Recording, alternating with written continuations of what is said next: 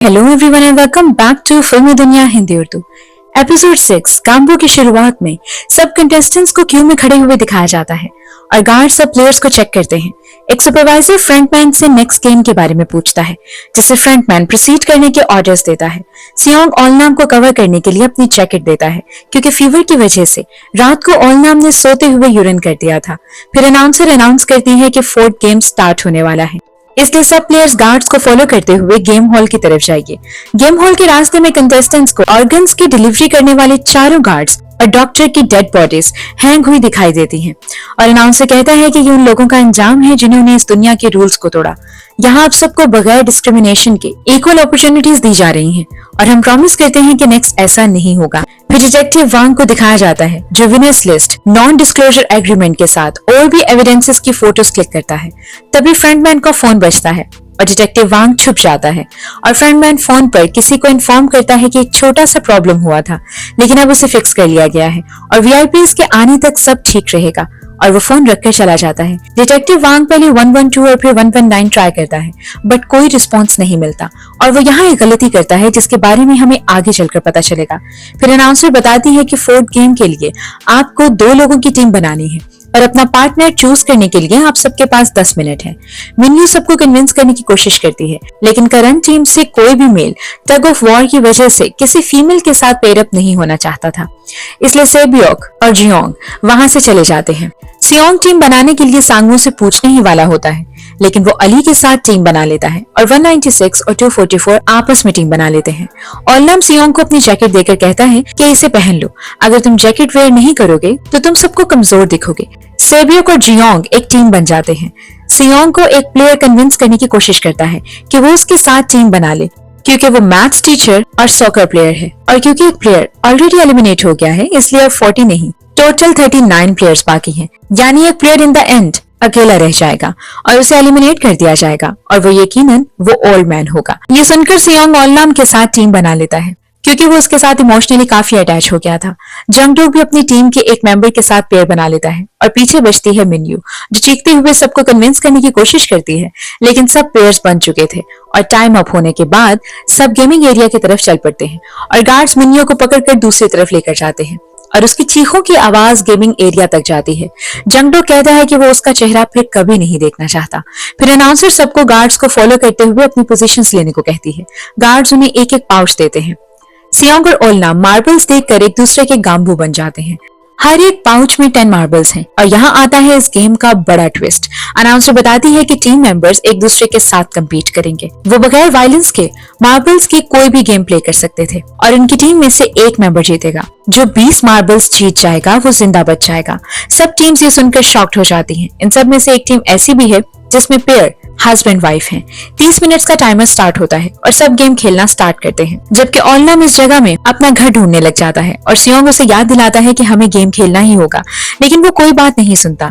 सेबियोक और जियोंग भी डिस्कस करते हैं कि वो कौन सा गेम खेलेंगे। अली ये गेम खेलना नहीं जानता था तो सांगवू उसे कुछ रूल्स बताता है और वो खेलना स्टार्ट करते हैं। जंगडोक अपने पार्टनर से हार रहा था। सियोंग ओलनाम से बार बार रिक्वेस्ट करता है लेकिन वो कहता है वो बच्चा नहीं है और आगे चलता जाता है। जियोंग सेबियोक से कहती है कि हम सिर्फ एक ही राउंड खेलेंगे, वो भी लास्ट मिनट, और तब तक हम एक दूसरे से बातें करेंगे, वो बातें शेयर करेंगे जो हम और लोगों से नहीं करते क्योंकि वैसे भी हम में से एक मरने वाला है। दूसरी तरफ अली सांगवू से जीत रहा है और वो गार्ड से कहता है कि वो किसी और के साथ खेलना चाहता है। सांगवू से कहता है कि हमें बेवकूफी की बातें बंद करके गेम पर फोकस करना चाहिए। सियोंग गार्ड को बताता है कि प्लेयर नंबर 1 को डिमेंशिया का प्रॉब्लम है, वो अपने राइट माइंड में नहीं है लेकिन गार्ड कोई रिस्पॉन्स नहीं देता। फ्रस्ट्रेट होकर सियोंग ओलनाम पर चिल्लाता है कि वो ये गेम खेलकर यहाँ से जिंदा निकलना चाहता है और ओलनाम खेलने के लिए मान जाता है। जंगडो गार्ड से गेम चेंजिंग की रिक्वेस्ट करता है क्योंकि वो हार रहा था और उसकी रिक्वेस्ट एक्सेप्ट हो जाती है। अली सांगवू से जीत रहा था और अब सांगवू के पास बस एक मार्बल बाकी बचा था और वो अली पर चिल्लाता है कि वो मासूम बनकर उसे बेवकूफ बना रहा था कि वो ये गेम खेलना नहीं जानता और गार्ड उसकी तरफ गन पॉइंट कर देता है क्योंकि इस गेम के रूल्स के अकॉर्डिंग वायलेंस अलाउड नहीं है और सांगवू रुक जाता है। जियोंग सेबियोक से पूछती है कि वो नोट से यहाँ क्यों आई। वो कहती है क्योंकि उसे लगा था ये जगह बेहतर है। फिर वो उसकी फैमिली के बारे में पूछती है। वो बताती है कि उसके साथ सिर्फ उसका छोटा भाई यहाँ आया था जो कि चिल्ड्रन होम में है। उसके डैड को रिवर क्रॉस करते हुए शूट कर दिया गया था और उसकी मॉम को चाइना में पब्लिक सिक्योरिटी ऑफिसर्स ने पकड़ लिया था और फिर वापस भेज दिया। जियोंग पूछती है कि अगर वो प्राइज मनी जीत गई तो वो उन पैसों का क्या करेगी। सेबियोक कहती है कि वो एक घर लेगी और अपने भाई और मॉम के साथ वहां रहेगी। लेकिन जियोंग कहती है कि ये काफी नहीं है, तुम्हारे पास बहुत बड़ी रकम होगी, तुम कहाँ घूमने जाओगी। वो जेजू आइलैंड का नाम लेती है। जियोंग कहती है उसे बेहतर सोचना चाहिए, उसे मालदीव्स जाना चाहिए और मोहितो एंजॉय करना चाहिए, जिसके बारे में सेबियोक नहीं जानती थी। तो जियोंग कहती है कि वो बाहर निकलकर उसे सिखाएगी। फिर उसे याद आता है कि हम में से कोई एक ही बाहर जाएगा। जंगडोक अपना गेम 187 को बताता है और सांगवू अली से अपने बिहेवियर की माफी मांगता है और उसे कहता है कि उसके पास एक तरीका है जिससे वो दोनों ये गेम जीत सकते हैं।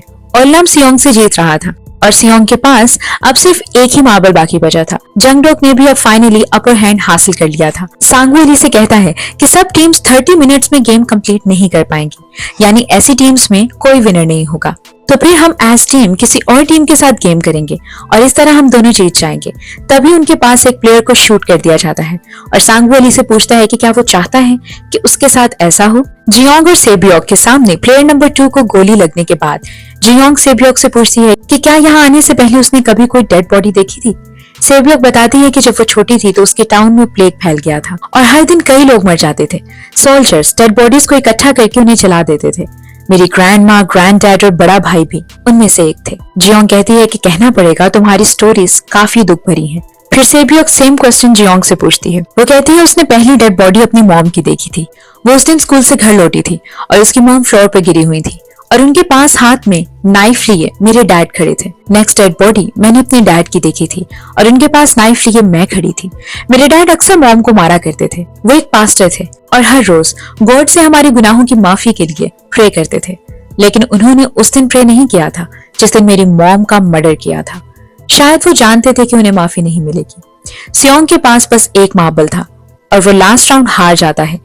लेकिन ओलम कहता है कि उसने सुना नहीं उसने क्या कहा। तो सियोंग झूठ बोलता है कि उसने ऑड नहीं इवन कहा था और यूं उनकी गेम कंटिन्यू रहती है। सांगवू अली को इस बात पर कन्विंस करता है कि उन्हें अलग अलग होकर बाकी टीम्स को ऑब्जर्व करना होगा और ऐसी टीम्स को ढूंढना होगा जिसमें यंग और ओल्ड मेंबर्स हों, जो हम दोनों के यहाँ से जिंदा बाहर निकलने के लिए बहुत जरूरी है। और जब अली वहां से जाने लगता है तो सांगवू उसे रोकता है और कहता है कि उसे अपने मार्बल्स ऐसे नहीं ले जाने चाहिए। इस तरह उसे खतरा हो सकता है क्योंकि लास्ट मोमेंट पर प्लेयर्स खुद को बचाने के लिए कुछ भी कर सकते हैं। तो वो अली से उसका पाउच पकड़ता है और उस पर अपनी जैकेट रखकर अपनी शर्ट से एक पीस उतारता है। सेबियोक जियोंग से पूछती है कि वो इन पैसों का क्या करेगी। वो जवाब देती है कि उसने इस बारे में नहीं सोचा। जब वो कैद से बाहर निकली तो कोई उसका इंतजार कर रहा था और उसे लगा कि वो कोई क्रेडिटर होगा, लेकिन उसने उसे वो अजीब बिजनेस कार्ड दिया और वो यहाँ आ गई क्योंकि उसके पास और कोई ऑप्शन नहीं था। इसलिए वो नहीं जानती कि वो इन पैसों का क्या करेगी।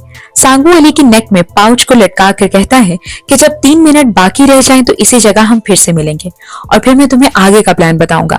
जंगडोक गेम जीत जाता है और उसका ओपोनेंट प्लेयर भागता है, लेकिन एग्जिट डोर पर उसे शूट कर दिया जाता है। ओलनाम नेक्स्ट राउंड जीत जाता है, लेकिन सियोंग उसे ट्रिक करता है कि उसने गलत गेस किया है। अली सांगवू के प्लान के अकॉर्डिंग बूढ़े और जवान प्लेयर्स को काउंट कर रहा है। सियोंग के सामने ओलनाम पाउच से 3 मार्बल्स निकालता है और सियोंग सही गेस करता है क्योंकि वो देख चुका था कि ओलनाम की फिस्ट में कितने मार्बल्स हैं। सांगवू गार्ड को टोटल 20 मार्बल्स का पाउच देता है और कहता है कि यही गेम का रूल था कि हम बगैर वायलेंस के कोई भी गेम खेलकर अपने पार्टनर से 20 मार्बल्स विन कर सकते हैं और मैंने कोई वायलेंस यूज नहीं किया। और गार्ड सांगवू का पाउच एक्सेप्ट कर लेता है और 3 मिनट का टाइमर देखकर अली अपनी पोजीशन की तरफ वापस चल पड़ता है। ओलनाम सियोंग से कहता है कि उसके पास एक भी मार्बल नहीं बचा है। अब वो क्या करेगा? उसे खेलना पसंद है, क्या वो एक मार्बल उसे उधार दे सकता है? लेकिन सियोंग अपने पाउच को और मजबूती से पकड़ते हुए ओलनाम को सॉरी कहता है और वहां से उठ जाता है। लेकिन ओलनाम की पॉकेट में अभी भी एक मार्बल बाकी था। सियोंग मार्बल्स चेक करता है और वाकई उसके पास 19 मार्बल्स थे। लेकिन ओलनाम गेम कंप्लीट किए बगैर फिर से वहां से चल पड़ता है।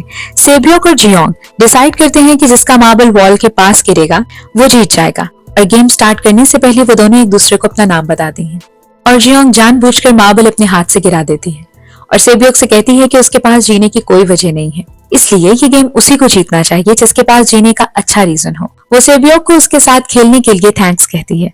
अली अपनी पोजीशन पर वापस आता है और सांगवू को वहां ना पाकर अपना पाउच चेक करता है जिसमें सिर्फ पत्थर थे और वो समझ आता है कि सांगवू ने उसे धोखा दिया। अली और जियोंग एलिमिनेट हो जाते हैं, यानी मारे जाते हैं। सियोंग ओलनाम से रिक्वेस्ट करता है कि हमें बस एक राउंड और खेलना है। ओलनाम एक घर के बाहर रुकता है और वो मार्बल अपने पॉकेट में डालकर कहता है कि यही उसका घर है जहां वो अपनी बीवी और बेटे के साथ रहा करता था और घर के अंदर जाता है। सियोंग उसे झंझोड़ता है कि उन्हें एक राउंड खेलना होगा और लम कहता है कि लास्ट राउंड में हम जो कुछ हमारे पास है उस पर बेट लगाते हैं। इस पर सियोंग कहता है कि ये सही नहीं है, तो ओलम कहता है कि क्या मुझे बेवकूफ बनाकर मेरे मार्बल्स लेना सही था। ये सुनकर सियोंग शॉक्ड हो जाता है और एम्बेरसमेंट से अपनी नजरें झुका लेता है और रोने लगता है। यानी जब वो अपनी जान बचाने के लिए ये समझकर ओलम को ट्रिक कर रहा था कि वो अपने राइट माइंड में नहीं है, असल में ओलम पूरे होशो हवास में था और जानता था कि सियोंग क्या कर रहा है। वो सियोंग को अपना मार्बल देकर उसे गले लगाता है। उसे कहता है कि ये मार्बल तुम रख लो, क्योंकि हमने पिंकी प्रॉमिस किया है कि हम गांगबू हैं, यानी जो मेरा है वो तुम्हारा है। और उसका थैंक्स करता है कि उसकी वजह से उसने यहाँ बहुत अच्छा टाइम स्पेंड किया। फिर सियोंग के बाहर जाते हुए वो उसे अपना नाम बताता है। टाइमर बंद हो जाता है और सियोंग के चंद कदम आगे बढ़ने के बाद गोली चलने की आवाज सुनाई देती है और अनाउंसर कहती है कि प्लेयर नंबर 1 एलिमिनेट हो गया है। और यहीं पर इस एपिसोड का एंड हो जाता है। इसके आगे की कहानी जानने के लिए stay tuned with us. If you like this video, please like, share and subscribe and hit bell icon for latest updates. Thanks for watching. Take care.